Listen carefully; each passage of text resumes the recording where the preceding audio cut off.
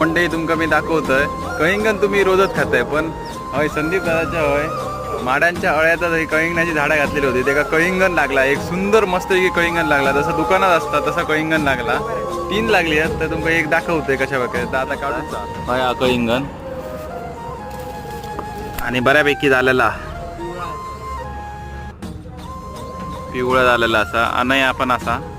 आमच्यावर अनया बघू शकता मंडळी सहज टाकलेल्या बियापासून ह्या कळिंगण झालेला आणि बऱ्यापैकी जड असा नाही म्हटलं 3-4 किलो तरी 3-4 किलोपेक्षा जास्त आणि असा पिवळा झाला म्हणजे एकदम परिपक्व झाला कळिंगण तर आता आपण काढून घेऊया तर तुमच्या परड्यात अशी कळिंगण लागली असेल तर कमेंट करून नक्की सांगा व्हिडिओ आवडला असतो तर कोकण जमनीशी यूट्यूब चॅनलला सबस्क्राईब करून घ्या असं या कळिंगणात तुम्ही बघू शकताय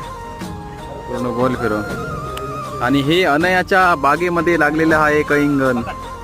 असं पूर्ण तिकडे होता